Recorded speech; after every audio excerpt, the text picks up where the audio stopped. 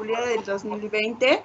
Damos bienvenida a cada uno de ustedes a esta charla, de igual manera al hoy ponente licenciado Adrián Hernández Luna, ya que ningún evento es posible y sin éxito, sin sus invitados, y teniendo esto en cuenta les pedimos se disfrute de ella con entusiasmo y participación, haciendo mención que durante la charla se dialogará y compartirán ideas, siempre en un ambiente de tolerancia y respeto. Asimismo, se podrán realizar preguntas al ponente y, bueno, la duración de esta charla será de aproximadamente 1 hora, mencionando que se hará la grabación de la misma para que se pueda pues ver posteriormente. El tema que hoy se abordará es actualización político-jurídica de cara al proceso electoral de 2020-2021. Les voy a mencionar un poco del tema. Bueno, de cara a la elección más grande de la historia, los actores principales de la misma somos los ciudadanos, las y los ciudadanos, quienes debemos conocer los desafíos que ello representa. Ahora, las y los profesionales, que nos interesa la materia político-electoral, también debemos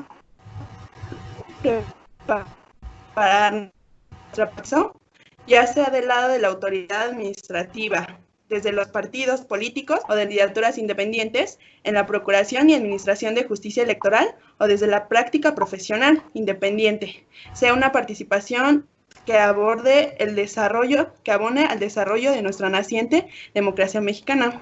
Bueno, les voy a mencionar la semblanza curricular del ponente, que, bueno, es licenciado en Derecho por la Universidad Autónoma del Estado de México, maestro en Derecho por la Universidad Nacional Autónoma de México, capacitador electoral de la hora INE, consejero electoral distrital del Instituto Electoral de la Ciudad de México, profesor universitario de las asignaturas de Derecho Electoral y Ciencia Política. Actualmente es asesor parlamentario en el Congreso de la Ciudad de México.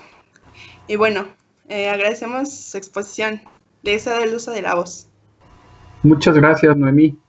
Muchas gracias a todas y todos por darse este tiempo en este viernes a las 7 de la tarde-noche. Mi nombre es Adrián.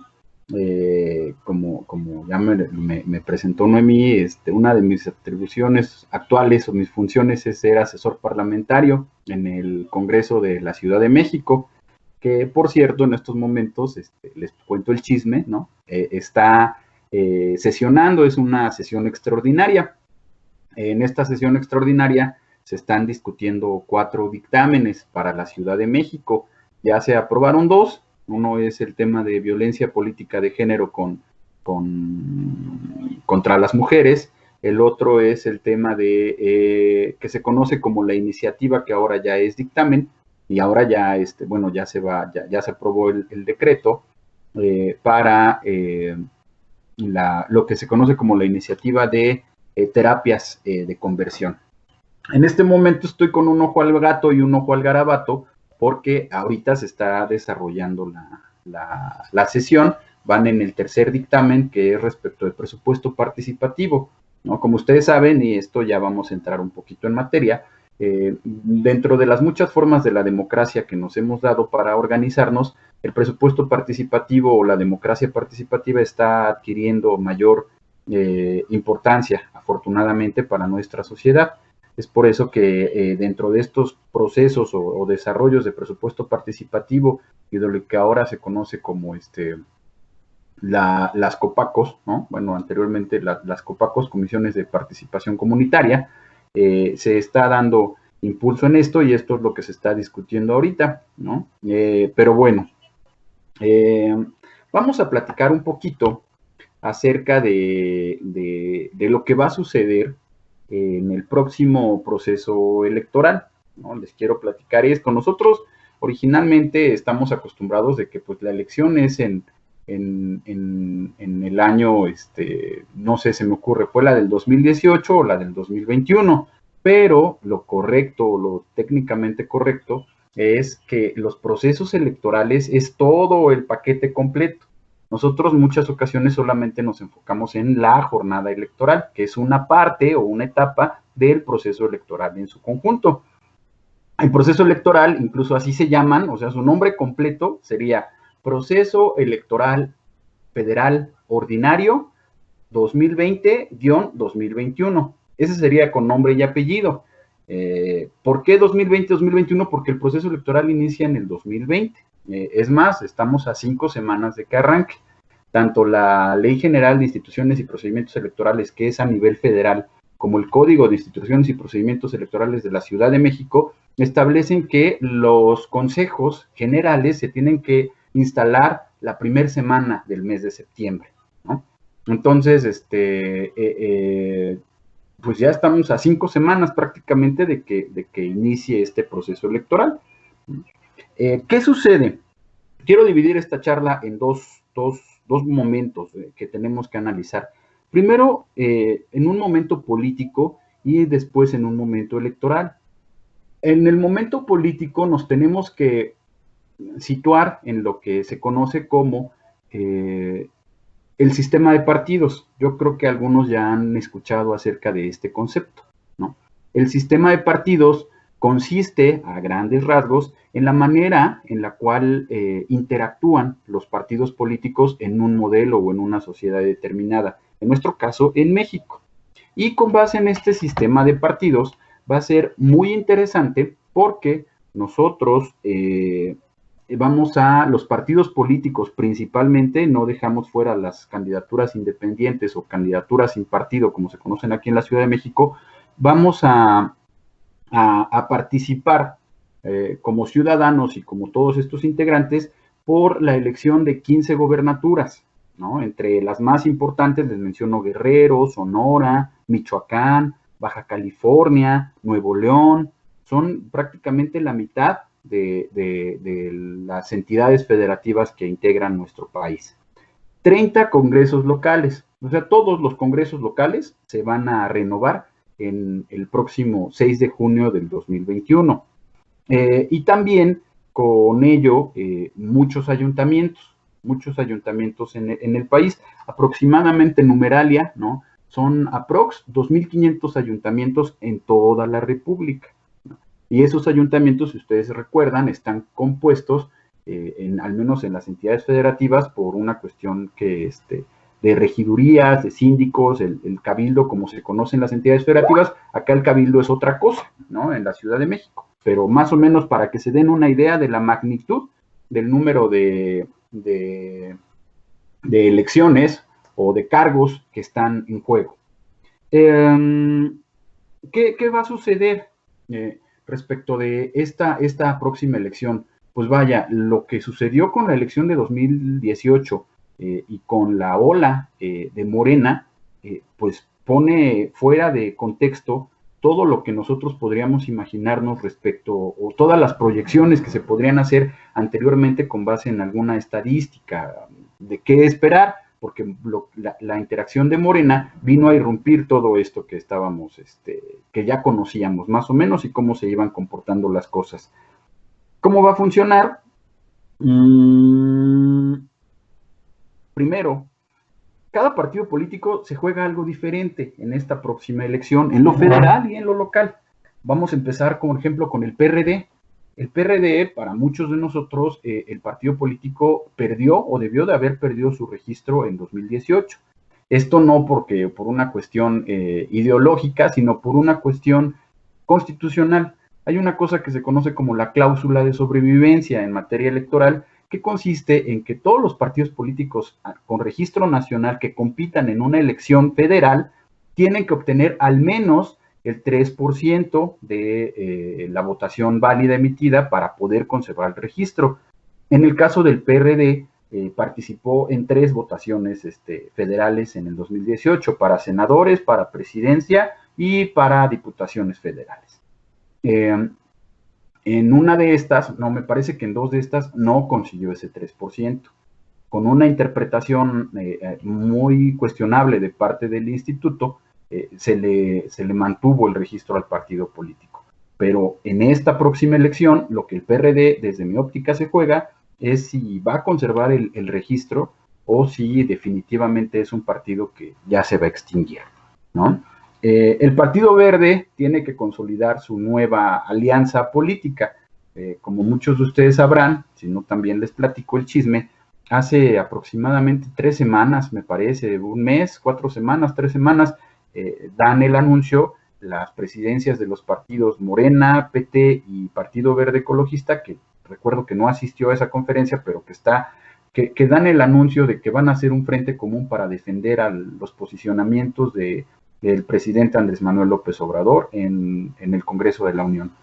Pero además dan el anuncio, y esto pues también tenemos que leerlo entre líneas, que pues a final de cuentas ya son aliados de la 4T y que van a presentar candidaturas que sean quizá comunes, no sabemos si se vayan a organizar a través de coaliciones o aquí en la Ciudad de México se le llaman candidaturas comunes o frentes, ¿no? Entonces, todavía no sabemos cómo se vaya a presentar esto, probablemente no se presenta, pero pues eso es lo que el Partido Verde se juega, ¿no? El Partido Verde no juega por la presidencia, no juega por las gobernaturas de los estados en su mayoría, no juega por una mayoría en el Congreso, juega por esos pequeños espacios que le permiten la sobrevivencia, como lo hemos visto con el PAN, después lo hizo con el PRI y ahora lo hace con el partido en turno, en el poder, que es Morena.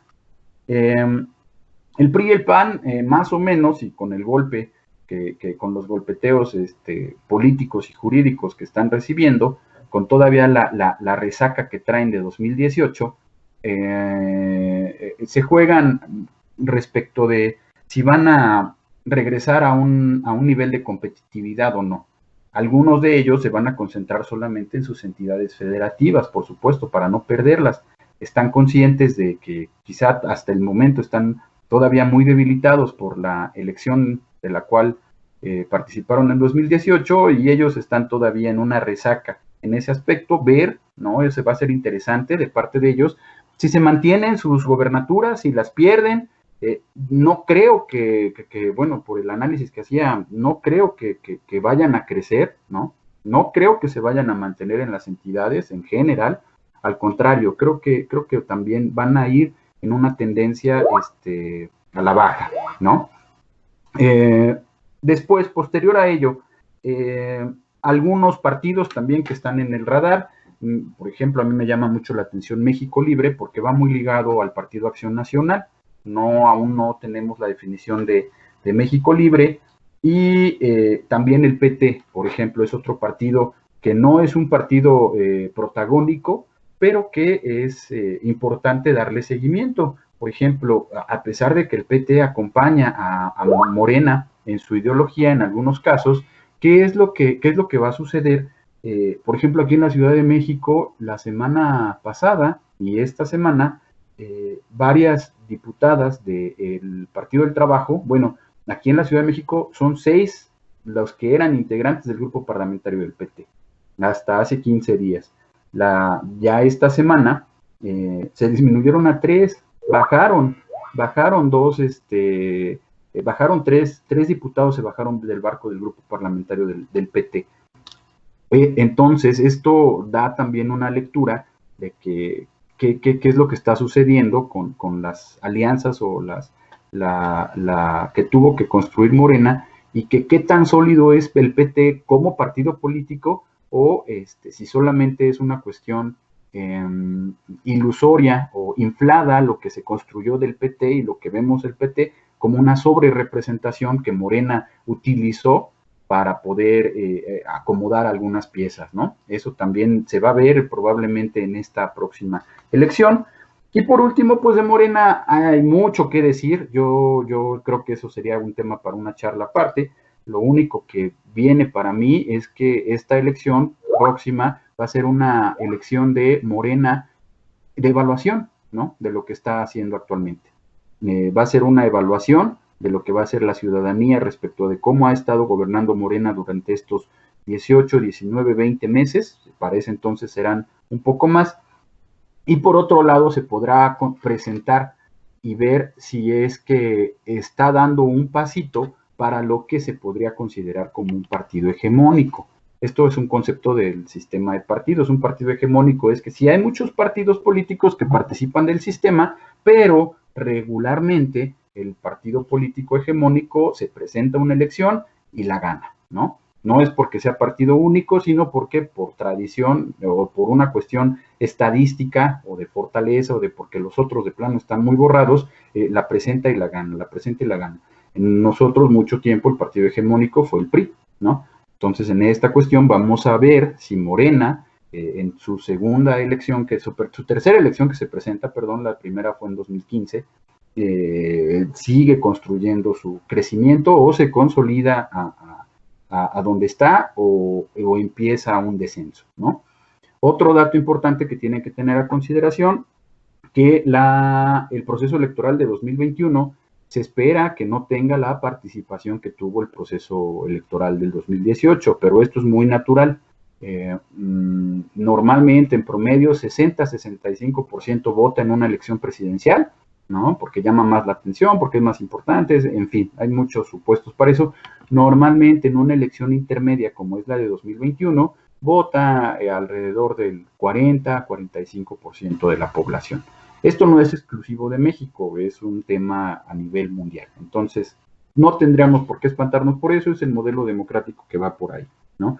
Ahora, esto sería todo respecto a la parte política que tendríamos que tener en cuenta de actualización, de acuerdo a mi óptica.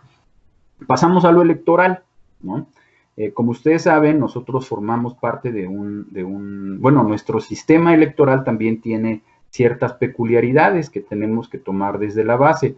Por ejemplo, las autoridades que participan en él, tendríamos que dividirlas en tres. Primero, las autoridades administrativas, ¿no?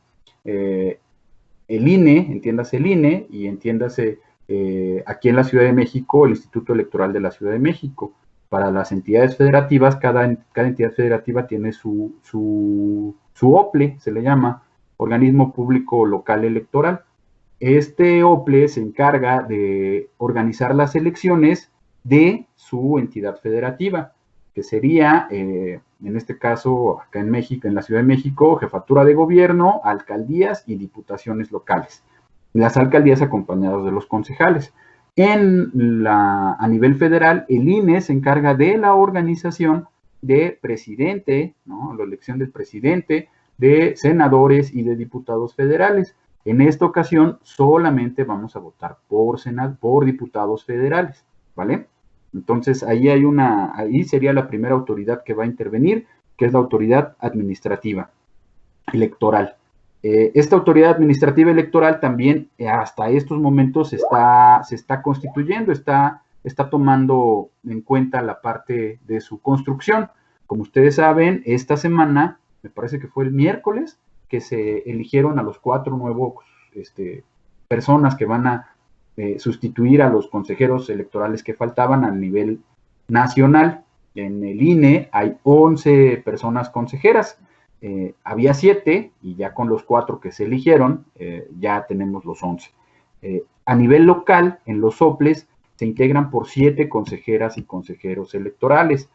Como ya están los 11 del INE, ahora viene la parte de la renovación de los OPLES. Es como una escalerita, ¿no?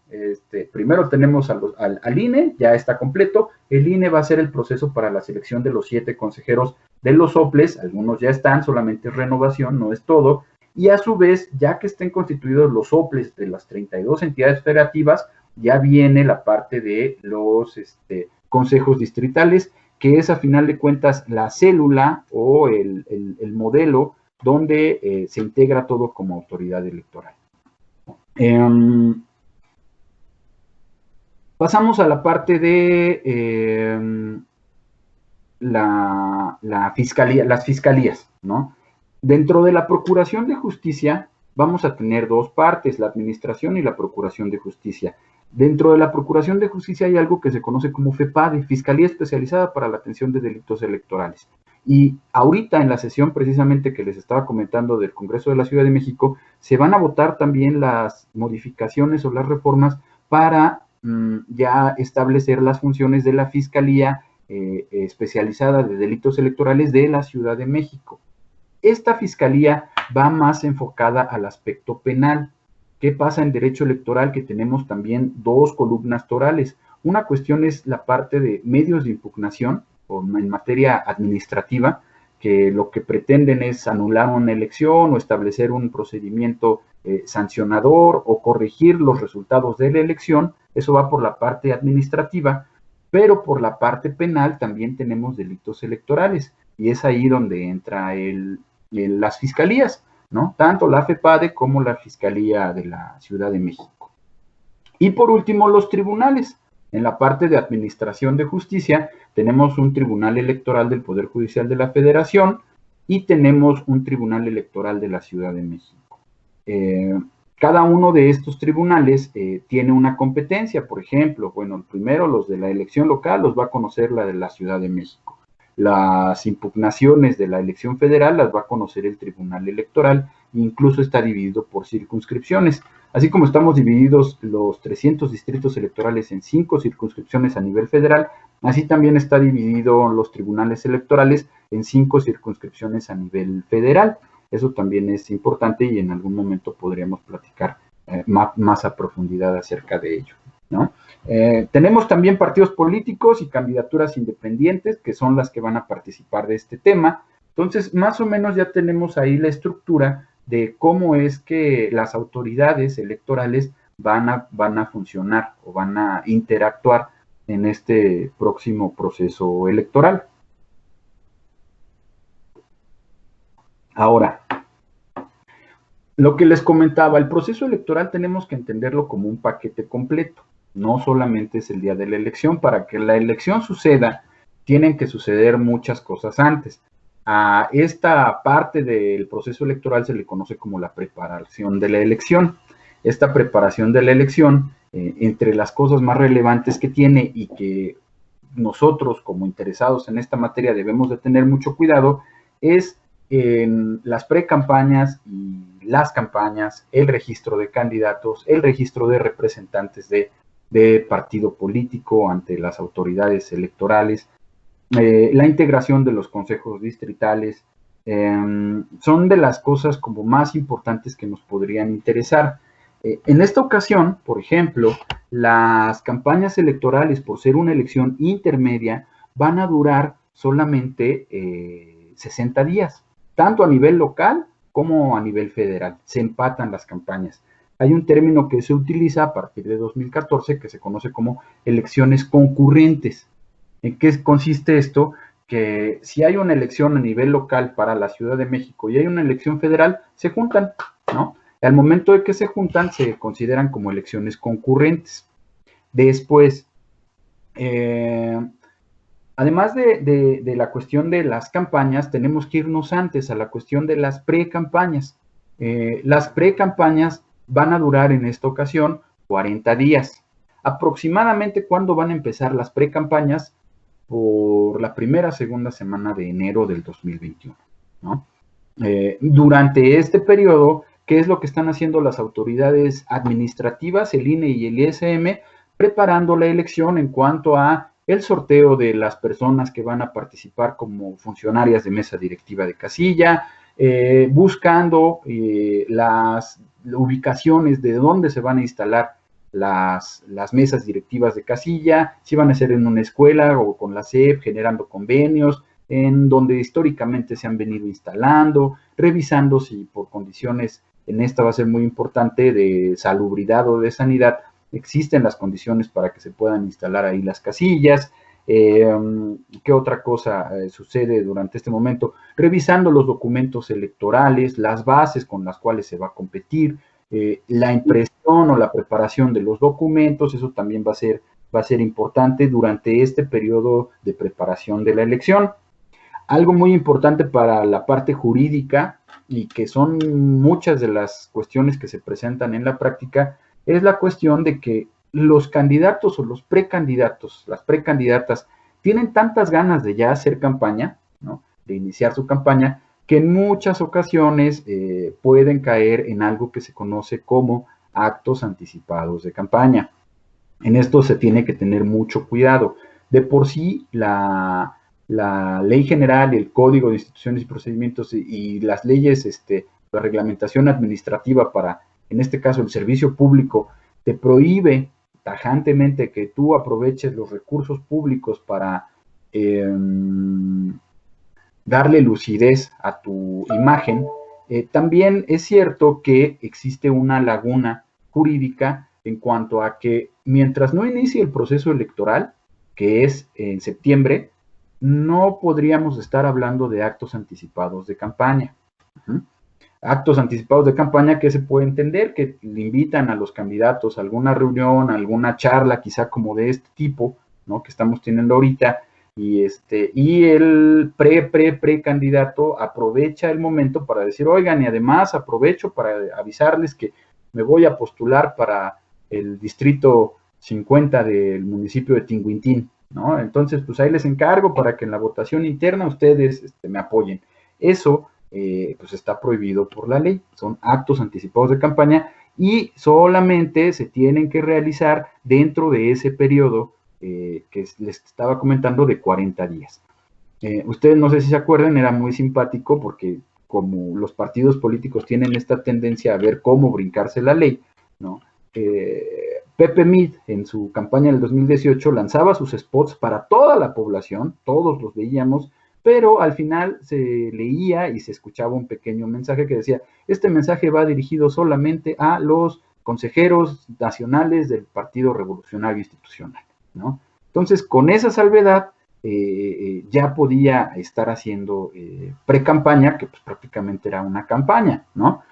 Pero bueno, ese es el tema, por ejemplo, de las pre-campañas. 40 días, campañas, estaremos hablando de 60 días antes de la elección, entonces por abril y por mayo, como estaríamos nosotros ya entrando en este trajín de las campañas políticas.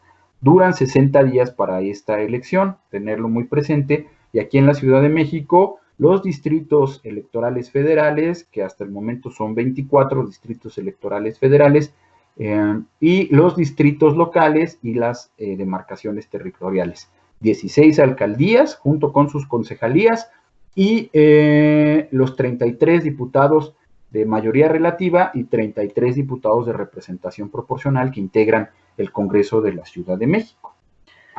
El próximo domingo 6 de junio de 2021 va a ser la jornada electoral. Como les comentaba, son elecciones concurrentes y una de las modificaciones que más simpática se puede ver para la ciudadanía es el tema de las mesas directivas concurrentes. Anteriormente, si se acuerdan, quizá algunos no porque están muy jóvenes, pero sus papás, sus abuelitos, votabas primero en lo federal y luego pasabas a otra mesa a votar en lo local. Actualmente ya no funciona así. Hay una sola mesa, mesa única, con un presidente. Si es una elección concurrente van a ser 2 secretarios, un secretario para cada elección, uno para el federal, uno para el local, 3 escrutadores, ¿no? Y así se van administrando la chamba. Al final de cuentas sí sigue siendo un número suficiente para las mesas directivas de casilla y es lo que se va desarrollando.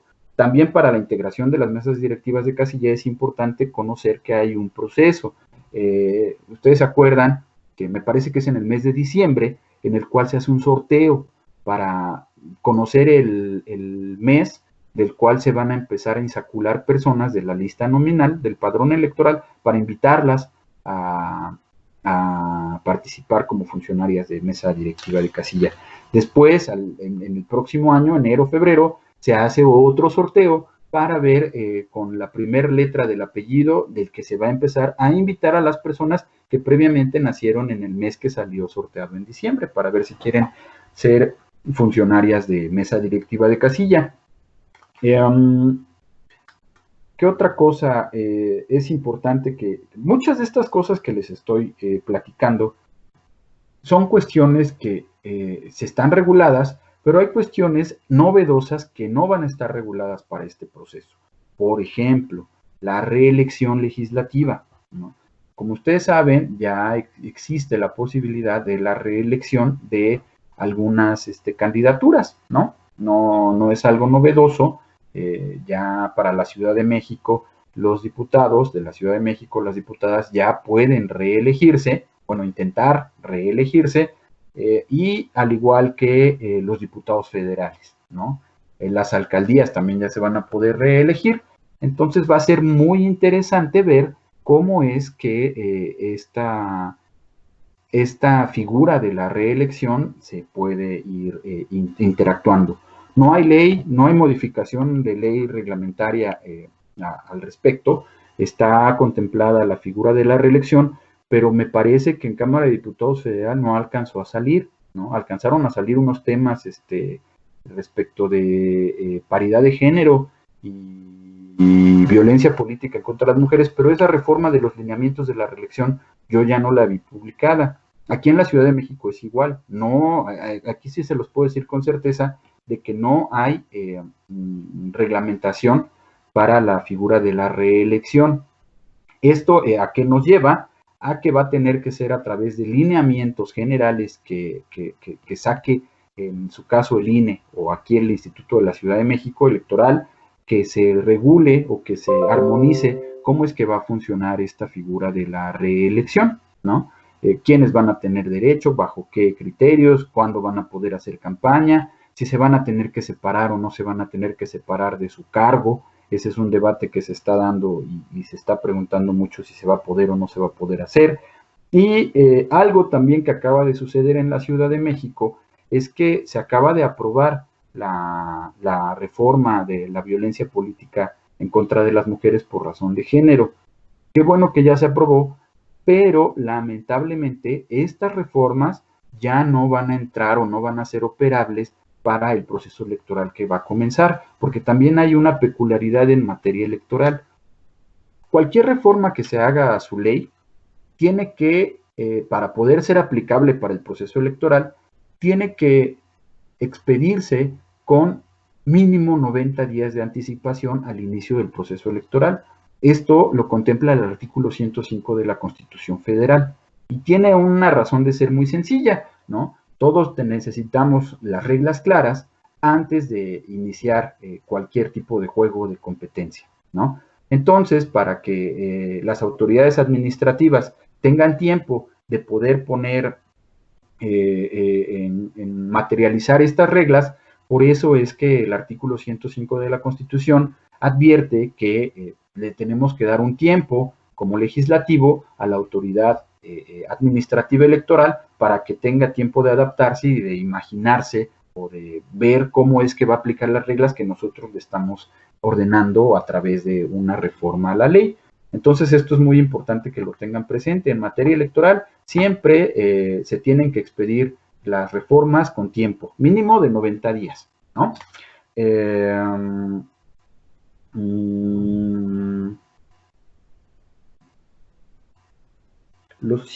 INE, el OPLE, los concejales, otra cuestión que también se está definiendo en materia jurídica y que va a terminar siendo por lineamientos del Instituto Electoral de la Ciudad de México, es el tema de los concejales. Como ustedes saben, a partir de el 2018, la Ciudad de México, con la reforma político-electoral de las alcaldías, también incluyó a 10 concejales en esta ocasión.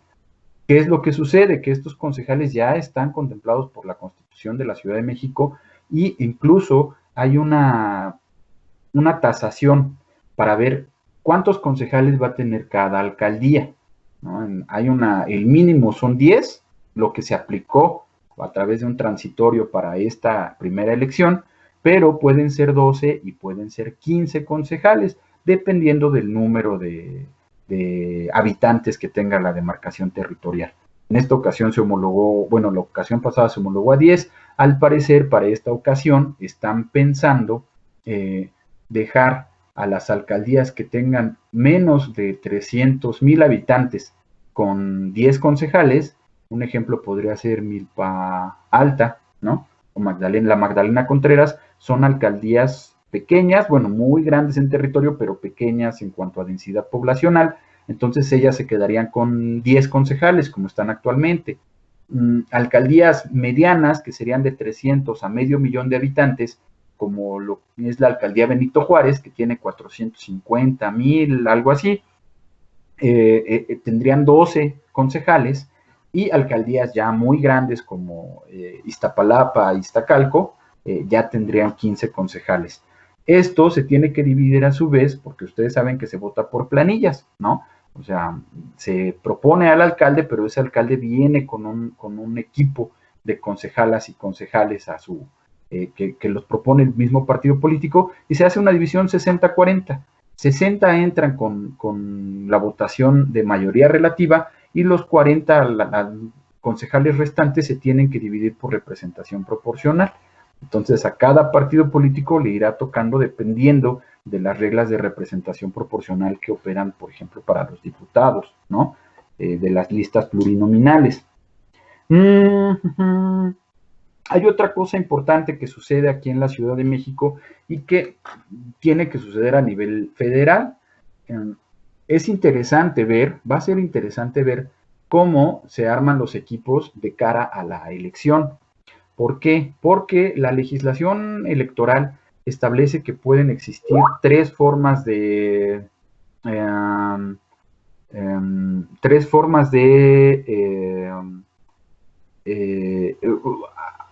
unión de los partidos políticos. Las coaliciones, que son las más famosas, ¿no? Pero también existen los frentes y también existen las fusiones. Las coaliciones, prácticamente, pues los partidos políticos se unen y comparten derechos y obligaciones, ¿no? Con una candidatura común, digámoslo así. Los frentes, la diferencia entre las coaliciones es que los frentes, la ley los considera para una etapa no electoral, sino para una etapa que no tenga que ver con elecciones y presentar candidatos, ¿no? Y las fusiones, pues ya es un término que cuando un partido político considera que ya se va a extinguir o que ya no tiene como mucha razón de ser, se integra a un partido político más grande, ¿no? Entonces ese sería el tema ahí como de las tres figuras que tenemos a nivel federal. Y en la segunda parte sería aquí en la Ciudad de México hay una figura que no está a nivel federal, que se conoce como candidaturas comunes. Estas candidaturas comunes están simpáticas. Para tratar de hacer una analogía, digamos que dos personas se van a vivir juntas como roomies, ¿no? Cada una sigue teniendo por ahí obligaciones en común, por ejemplo, con la renta o con algunas cosas, pero son personas que se consideran en la parte separada, cada quien tiene una independencia, no hay una ligadura respecto de eso, ¿no? Esto sería una candidatura común. Cada partido político representa su propia ideología, su propia plataforma política, pero coincide en presentar a la candidatura común, ¿no? Al momento de que se haga el cómputo de los votos, pues cada partido va a respetar los votos que cada uno haya sacado. En el caso de las coaliciones, es una unión un poquito más, ¿cuál será la palabra? Es como si estos roomies se casaran, ¿no? Y vivieran en el mismo lugar, pero ya están compartiendo más obligaciones y a su vez mayores derechos entre ellos, ¿no? En las candidaturas comunes no pasa nada, ¿no? Pues al final de cuentas cada uno termina la elección y agarra sus votos y se va, ¿no? En las coaliciones no, sí hay un poco más de ligadura respecto de eso, ¿no? Y es más, hay una figura que se conoce como los gobiernos de coalición. ¿En qué consisten estos gobiernos de coalición? Y por eso hay que tener como el tema muy, muy presente, es que cuando hay gobiernos de coalición, surgidos de coaliciones electorales, tienen que, en el caso del Ejecutivo, por ejemplo, pasar por un proceso de revisión al momento de que nombra a sus secretarios, ¿no? Entonces, esa parte es importante porque, a su vez, la coalición te genera más derechos, pero más obligaciones, ¿no? Entonces, ese sería como un tema. Esto que les estoy platicando, todo tiene que ver con el proceso de la preparación de la elección. Ahora continuaremos con el tema de la jornada electoral, que en realidad es una parte muy sencilla, ¿no? El proceso electoral tiene 4 etapas. Preparación de la elección, que es lo que hablamos de platicar de manera muy general. La jornada electoral, que es el día de la elección, ¿no? Que solamente dura desde las 8 de la mañana que se clausura la casilla. El cómputo y la declaración de ganadores o declaración de validez, y en su caso, si hubiese impugnaciones en materia electoral, la calificación de la elección, ¿no? Son las 4 etapas que considera el proceso electoral en su conjunto. Digamos que lo divide el antes y el después es la jornada electoral. Entonces ya hablamos de la preparación de la elección, ahora les platico de lo que viene después. La jornada electoral, pues esa creo que ya nos la sabemos todas y todos, el domingo a las 8 de la mañana, las personas que ya fueron electas, bueno, insaculadas para ser funcionarios de mesa directiva de casilla, se encargan de recabar los votos de los vecinos. Hay algo importante ahí que también quisiera hacer notar, son dos temas. Primero, las personas que participan dentro de la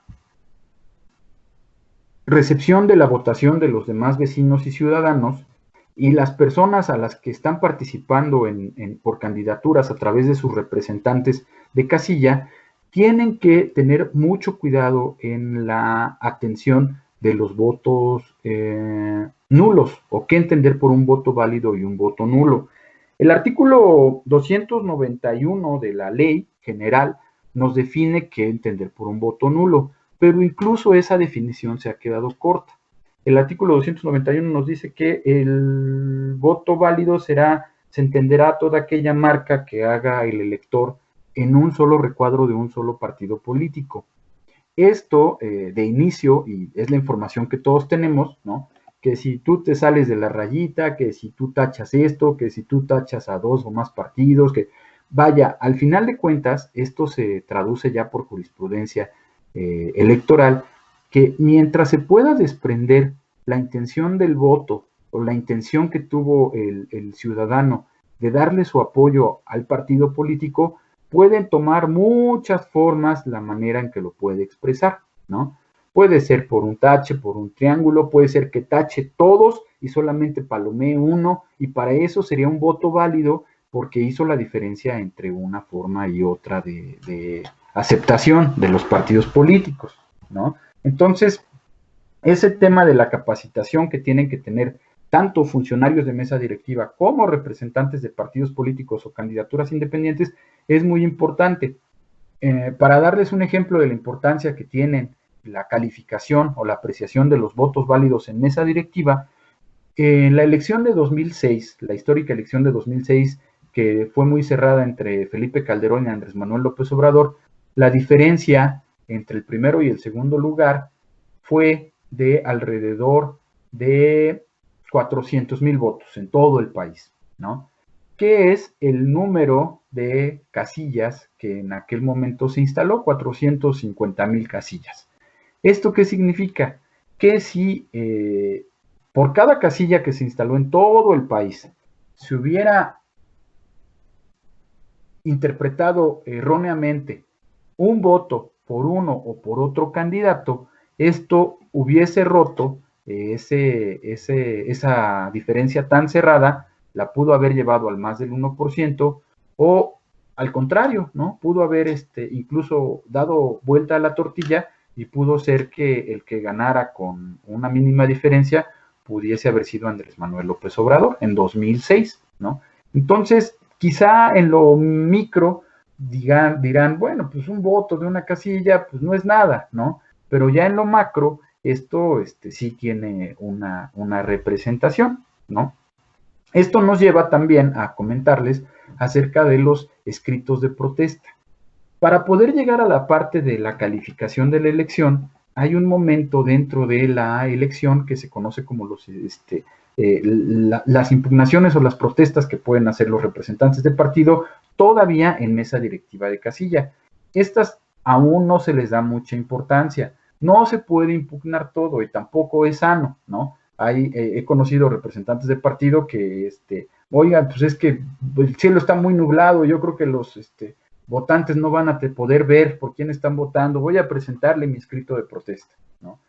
Los funcionarios de la mesa directiva de casilla están obligados a recibir todos los escritos de protesta que se les presenten, pero al momento de que se haga una evaluación o una calificación de estos escritos, pues la mayoría van a quedar por desechados, ¿no?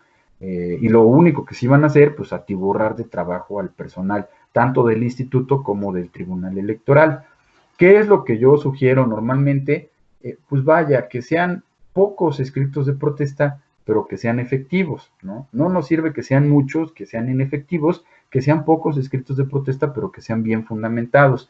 Ahí no se resuelve en la mesa directiva si se anula o no se anula la elección, pero al momento de que se califica, ya sea en el cómputo distrital o ya sea en sede judicial, lo primero que va a solicitar el tribunal va a ser, bueno, y en su momento se presentó esta protesta, dicen, no, pues no la presentamos, la estamos presentando ahorita porque nos acabamos de dar cuenta, eso ya va a quedar desechado de plano, ¿no? Entonces, en esa importancia sí tienen los escritos de protesta. Otra cosa que hay que tener en consideración a nivel local y a nivel federal es que el cómputo distrital, ya pasemos a la parte, ya se clausuró la casilla, ya se instalaron, ya se pegaron ahí las sábanas de los resultados, se armó ahí el paquete electoral y ya se trasladaron a los consejos distritales. Acuérdense que a nivel federal tenemos 300 distritos electorales. Por lo tanto, se instalan 300 consejos distritales y de ahí surgen los 300 diputados federales de mayoría relativa. Los otros 200 son por listas de representación proporcional. Acá en la Ciudad de México hablamos de 33 distritos electorales, hablamos de 33 consejos distritales y hablamos de 33 diputados que salen de mayoría relativa. Los otros 33 salen de las listas de representación proporcional. Entonces, al momento de que se lleva a cabo estos cómputos distritales, hay una discrepancia, y esto sucede mucho en la práctica legislativa, que hay ocasiones en que los estados o las entidades federativas lo único que hacen es copiar las reformas federales y pegarlas en lo local. Esto pues por un tema de quizá no equivocarse o no contravenir lo que dice la reforma federal, pero en muchas ocasiones no toman en consideración el tema de que pues pueden ser elecciones diferentes. Les voy a dar un ejemplo aquí en la Ciudad de México.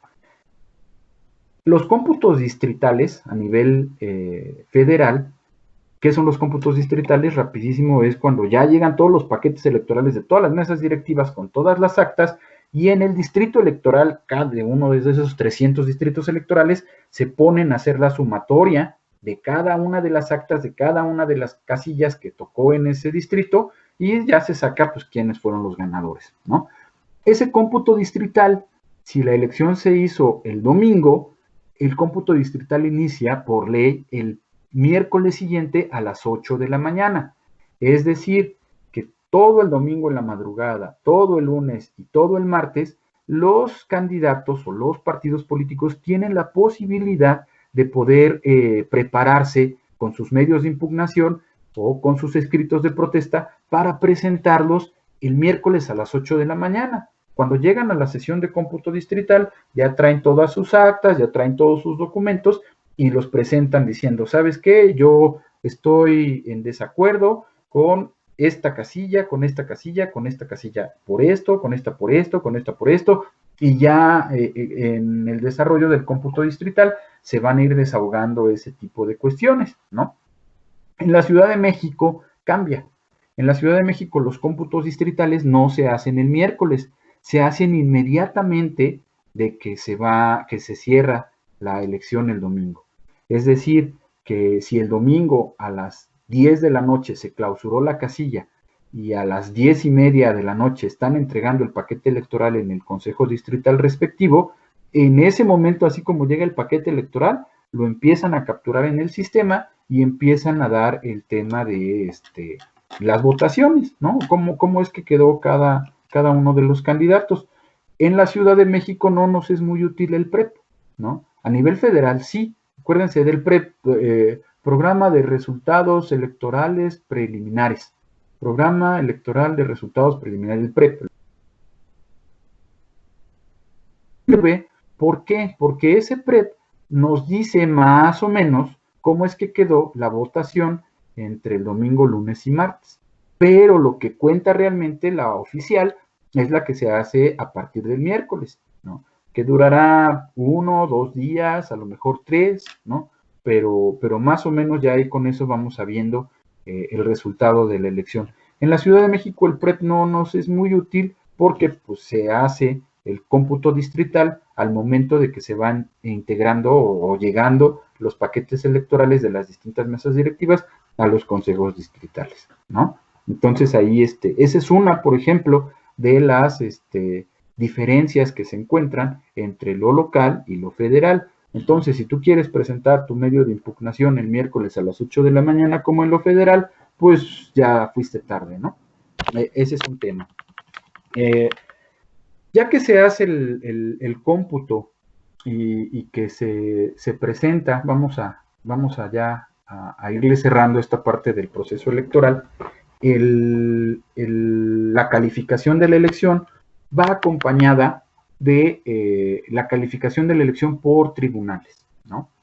Lo que se conoce como ley del sistema de medios de impugnación es el que nos permite poder calificar si efectivamente se llevó a cabo la elección conforme a la ley, respetando los principios constitucionales, ¿no?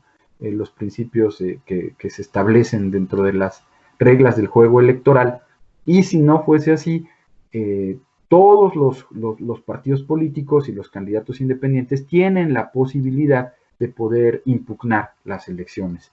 ¿Qué es lo que buscan estas impugnaciones? A final de cuentas, que se modifiquen los temas respecto de las elecciones, ¿no? Y en algunos casos que se anulen las elecciones. Eso también es un tema muy interesante. La nulidad en materia electoral se puede dar en 3 momentos. Primero, la nulidad del voto, que es la que conocemos, ¿no? Cuando un voto no se sabe por quién fue, ¿no? Es confuso, se rompió, se mojó, o votó por algunos que no eran coalición o que no eran frente. En un segundo momento, la nulidad de la casilla como tal, que cuáles son los más generales, que la casilla no se haya instalado de manera en el lugar que se debió de haber instalado, que no se haya instalado en el tiempo que se debió de haber instalado, que los funcionarios de casilla no eran los que se estableció, que previamente insaculó el Instituto Electoral, que no se dejó votar a las personas, en fin, ¿no? Y un tercer momento es la nulidad de la elección. Una elección sí se puede anular, completa, no el voto, no la casilla, no la elección. De manera general que nos establece la ley, si se anulan el 20% de las casillas que se instalaron, o si no se instalan el 20% de las casillas que se instalaron, se anularía la elección del distrito electoral del cual estamos hablando, tanto para diputados como para senadores. En el caso del presidente de la República, esa elección nos pide un poquito más, que es el 25% de las casillas bajo ese mismo principio, ¿no? Que no se hayan instalado el 25% de las casillas, o que si se instalaron hayan sido anuladas durante el proceso de los medios de impugnación y de anulación. Más o menos este sería el panorama general, pasando por las 4 etapas del proceso electoral que tenemos que esperar para la próxima elección que se nos viene, ¿no? Entonces espero haber sido sintético, espero no haberlos cansado mucho. Y ahora sí, hay unas preguntas que realizaron Stephanie. ¿En el chat? No sé si sí, en el chat. Ok.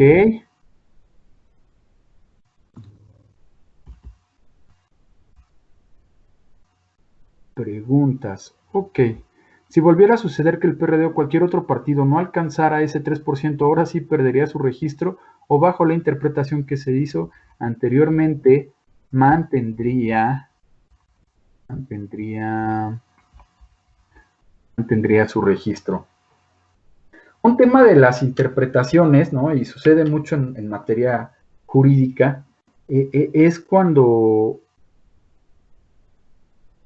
le llamamos sentar precedentes, ¿no?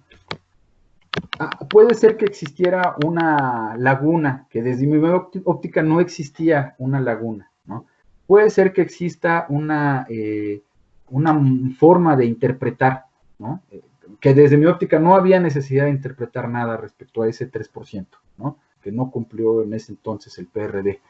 Pero el problema está en que cuando tú dejas o asientas un precedente, como es el caso que sucedió en ese momento, pues ya cualquier otro partido político podría alegar que con base en ese precedente o con la decisión que tomaste en aquel momento, pues que te apliquen exactamente lo mismo a ti, ¿no? Se me ocurre hacer la analogía entre hermanos, ¿no? Que uno de los hermanos le pide al papá permiso para salir a las, no sé, y regresar al otro día, ¿no? Que le preste el carro y que le diga, no, pues es que no te lo puedo prestar, ¿no? Oye, pero es que a mi hermano sí se lo prestas, ¿no? A pesar de que está prohibido de que cualquiera de los dos maneje porque ambos son menores de edad y no tienen licencia para conducir, a mi hermano sí se lo prestas. Entonces ahí el argumento pues se cae, ¿no? Y el precedente que estuviese invocando cualquier partido político por no haber cubierto el 3% en algunas de las elecciones, aunque sí yo lo haya cubierto en otras, pues ya es un mal precedente, ¿no? Y sí lo que abonaría es que cualquiera lo podría, le llamamos nosotros en derecho invocar, ¿no? Entonces sí, cualquiera podría invocar ese precedente y podría decir, oye, pero al PRD se le aplicaste igual, entonces me tienes que aplicar a mí la misma, ¿no? Ahora nos dice José, ¿las coaliciones pueden desarrollarse igual que en 2018 o hay algún cambio por tratarse de elección de supervivencia? Depende mucho del tema de cómo vayan a acordar o a qué acuerdos vayan a llegar los partidos políticos con base en sus intereses o en sus posiciones. Yo la verdad no lo sé cómo es que vaya a suceder. Es más, yo no sé siquiera, suena, pero no sé siquiera si el PRI y el PAN y el PRD pudiesen hacer una coalición. No lo descarto, pero no lo sé y tendría que verse por parte de las dirigencias cómo es que esto les va a retribuir adecuaciones, ¿no? O qué tanto les va a poder ayudar a sobrevivir. En el caso hay algo simpático también que se me olvidó comentarles. Un partido de nueva creación no tiene derecho a hacer coalición con partidos que ya existen. Un partido de nueva creación, al menos en su primera elección, tiene que ir solito a la elección. No se vale que un partido chiquito diga, bueno, ya conseguí el registro, inmediatamente se coaligue con uno grandote para sobrevivir. Eso no se vale, está prohibido. Entonces, los partidos de nueva creación no van a funcionar de esa manera. En el tema, por ejemplo, de las coaliciones de Morena, PT, PES, pues el PES desafortunadamente perdió su registro porque son coaliciones muy simpáticas, ¿no? Pareciera que en la coalición original lo que se decía es Morena 50%, PT 25% y PES 20%, ¿no? Y con base en esto se pudiese hacer una distribución de los votos. No se hizo así. Cada uno se fue por de manera independiente, pero además presentando la coalición, ¿no? Entonces sucede que al menos, por ejemplo, Morena, PT, PES tenía muchas combinaciones para poder votar por él, ¿no? Podías votar Morena, PT, PES completo, por los tres, podías votar Morena, PT solamente, podías votar PT, PES solamente, podías votar Morena, PES solamente, o porque votaras por alguno de esos tres, ¿no? Afortunadamente para Morena, desafortunadamente para el PES, lo que sucedió fue que pues mucha gente sí hizo esa selección y votaban solo por Morena, ¿no? O solo por Morena y por el PT, ¿no? Pero no votaban por el PES, es por eso que el partido Encuentro Social no pudo conservar su registro, ¿no? Pero que creo que sí va a regresar ahora como partido Encuentro Solidario, por lo que sé. Se va a constituir un nuevo partido, pero ya no se va a poder coaligar, ¿no? Entonces, aquí en la Ciudad de México también sucedió algo similar. Aquí en la Ciudad de México fue a través de, pareciera que candidaturas comunes. O sea, son coaliciones que se adecuan al tema de cómo los partidos políticos redacten su coalición, ¿no? Puede ser que se vayan a todo en completo, ¿no? Y renuncien a sus derechos en lo individual por la colectividad, o puede que sigan manteniendo su personalidad individual y pues que presenten solamente, más que coaliciones, candidaturas comunes. Es como yo lo veo, ¿no? Y podría hablar un poco de las elecciones de Coahuila e Hidalgo. Viví en el estado de Hidalgo. ¡Ay, carambolas! Pues no, ahí sí, honestamente me declaro incompetente, ¿no? Creo que solamente he ido una vez a Hidalgo y eso pasé por ahí, ¿no? Y a Coahuila nunca he llegado. Y honestamente no, desconozco cuál es su estructura político-electoral. Entonces por ahí he visto algunas, ¿cómo se llama? Encuestas de quiénes podrían ser los candidatos, ¿no? Pero no sé si ahorita Hidalgo tiene elección, creo que nada más renuevan Congreso. No estoy seguro si Hidalgo ahorita renueva gobernador, porque no tiene mucho que Fayad, el esposo de Victoria Rufo, quedó como gobernador, pero no, la verdad, soy honesto, no tengo mucha información acerca de Coahuila y de Hidalgo, entonces mejor tú que viviste por ahí, o que vives ahorita ya, platícanos mejor cómo es que ves las cosas por allá. Y por último veo otro mensaje de Italia que dice que cuántos partidos políticos pueden hacer coalición. No hay un límite, ¿no? Pueden ser 2, 3, 4, 5, 6, 7, ¿no? Entonces no hay un límite para la manera de hacer coalición, solamente este tema de que tienen que ser partidos políticos que previamente ya tenían registro, ¿no? No se vale que hagan coalición partidos políticos de nueva creación. ¿Qué hacemos, Noemí? Que nos platique Araceli cómo ve las cosas. Si alguien gusta hacer el uso de la voz, adelante.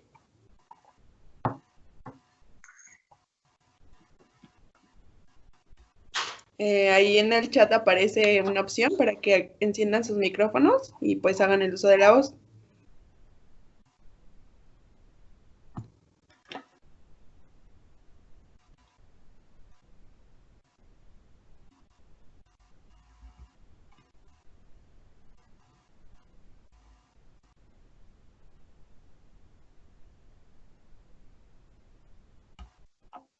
Profe, buenas noches. Una pregunta me surgió ahorita. En coalición no hay límite de partidos, pueden ser 2, 3, 4, 5. Pero entre esos partidos que hacen coalición, ¿puede haber algún partido pequeñito, no de nueva creación, pero que tenga el mínimo para hacer un partido? Aunque ya tenga, pero que sea pequeño. Sí, no hay una restricción al respecto. Si es grandote o es chiquito, no hay una restricción al respecto. Lo que sí también es, mientras tenga registro, todos los partidos políticos son tratados, digamos, como iguales en el sentido de que tienen los mismos derechos. Algunas cosas como las prerrogativas se dividen, eso sí, dependiendo de qué tan grandote o qué partido tan chiquito seas. El tiempo en radio y televisión o los recursos económicos para que se les otorgan para sus actividades ordinarias. Pero fuera de eso no hay ninguna restricción para que hagan coalición. Hay algunos temas incluso como más cuestiones de agenda política que sí podrían impedir una coalición. ¿Por qué? Porque dentro de los estatutos o dentro de la declaración de principios de los partidos políticos, que a final de cuentas sí tienen un gobierno interno, podría suceder que dentro de sus propios estatutos algún partido político dijese, ¿saben qué? Nosotros nunca vamos a hacer coalición con los del partido Café, ¿no? Porque es más, nuestra creación surgió porque el partido Café era bien tramposo, ¿no? Entonces, habrá algunos de sus militantes que podrían presentar un juicio ante el Tribunal Electoral y decirles, oigan, es que el partido político del cual nosotros formamos parte hizo coalición con otro partido político que nuestros propios documentos básicos dicen que nunca íbamos a hacer coalición con él, ¿no? Entonces, nosotros no estamos de acuerdo en esa coalición porque rompe con los principios del partido político y le solicitamos a la autoridad judicial que disuelva esta coalición. Ese es uno de los supuestos que se me ocurre, ¿no? Por ejemplo, se criticaba mucho o se cuestionaba mucho que Morena hiciera coalición con el PES, ¿no? Porque tienen una agenda quizá un poquito diferente en el papel, ¿no? Morena muy progresiva, muy progresista, y el PES quizá un poco más identificada con algunas cuestiones todavía más conservadoras, ¿no? Y aún así, pues hicieron alianza, ¿no? Se criticaba mucho que el PAN pudiera hacer alianza con el PRD, ¿no? Hicieron alianza. Entonces, más que una cuestión legal, es una cuestión de plataforma política, si podría o no podría convenirles hacer alianza con unos o con otros. Al menos al PRD, pues lo que nos dejó la experiencia es que pues sí le salió un poco caro, ¿no? La alianza con el PAN, ¿no? Ahí sí muchas de las personas que apoyaban al PRD al momento de verlo en la boleta junto con el PAN, o con candidatos comunes con el PAN, pues lo que hicieron fue buscar otras opciones, ¿no? Ese es un tema. Otro tema importante en el cual se está avanzando es el tema, y me viene a la mente por lo que preguntas ahorita, Italia, me viene a la mente que es el tema de la reelección, la paridad de género en cuanto a las candidaturas. Por ejemplo,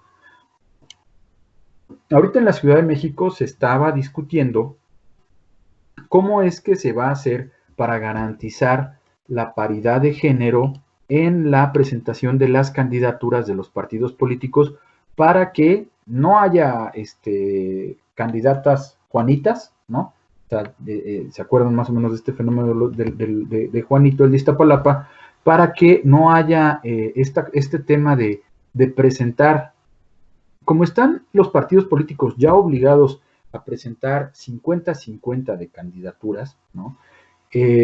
Puede suceder, puede existir un partido político que presente, para cumplir su cuota de género, que es lo que se le llama cuota de género, envíe a las candidatas mujeres a los distritos electorales que no se ganan, ¿no? Puede suceder esto en el partido político, ¿no? Él dice, bueno, sí, cumplo con mi cuota de género, mandé 10 hombres y 10 mujeres como candidatos, pero las 10 mujeres los manda a los distritos que nunca se ganan por ese partido político. Dice, bueno, yo no sé, yo cumplí, ¿no? Yo que iba a saber que me iban a ganar, lo siento, ¿no? Pero ya hay un nuevo modelo que se está aplicando, que es los bloques de competitividad. ¿En qué consisten estos bloques de competitividad? Que del histórico que tienes como partido político, tienes que dividirlo, ¿no? En las últimas elecciones, ¿cómo te ha ido? ¿No? A ver, bueno, ¿cómo le fue a este partido político en este distrito electoral en la elección pasada? Le fue muy bien, quedó en primer lugar. Bueno, pues entonces ahí para ese primer lugar debe de ir una mujer como candidata de ese partido político. Oye, ¿cómo le fue en este? No, pues en este siempre pierde ese partido político. Bueno, pues como ya se pusieron mujeres ahí competitivas en el final, pues a lo mejor en ese lado pues va a ir un hombre de parte del partido político. Ese es un primer modelo. ¿Va a ser difícil que el instituto arme estos bloques de competitividad? Mucho. Yo no quisiera ser la persona que le tocara armar estos bloques porque va a ser un tingo, ¿no? Pero además tenemos que sumarle el tema de que las coaliciones o las candidaturas comunes también van a presentar ahí un tema, porque puede ser que un partido político que le haya ido muy bien en esa elección, pero puede ser que el partido político con el cual se aligue, que sea un partido político muy chiquito, en esa elección nunca haya ganado nada, ¿no? O su bloque de competitividad sea muy pequeño para ese. Y si la coalición presenta eso, pues habría que ver si eso se va a promediar entre los dos, o si como una candidatura común se va a tomar el partido político que presentó a ese candidato, ¿no? Entonces, eso es uno de los retos que nos va a representar esta nueva elección para las autoridades electorales, y además de eso que les estoy platicando, también va a ser el tema de cómo va a ser que esto se va a poder adecuar con el derecho, bueno, con la figura de la reelección, ¿no? Porque además habrá cualquier candidato que diga, bueno, pues independientemente de eso, yo tengo derecho a reelegirme y me voy a presentar por el mismo partido y por el mismo distrito. Van a decir, oye, pero es que por género ya le toca a una mujer ahí. No, pues yo no sé, entonces estás vulnerando mi derecho a la reelección, ¿no? Entonces va a estar muy interesante cómo se van a ir dando estas figuras y afortunadamente en la materia electoral nunca se nos acaban los temas de análisis y de construcción, porque cada 3 años surgen nuevos supuestos que apenas se están arreglando en la ley, cuando para la elección de 2024 vamos a tener nuevos supuestos que estarnos imaginando. Bueno, pues agradecemos mucho la exposición del expositor y la participación de cada uno de ustedes. Bueno, les voy a dejar la liga para que nos ayuden con un cuestionario y bueno, asimismo hacerles la cordial invitación para el siguiente conversatorio que se llevará a cabo el 2 de agosto a las 5 de la tarde con Adriana Rangel, la cual es trabajadora social, con el tema la participación política de la mujer en México. Muchas gracias y que tengan buen fin de semana. Hasta luego.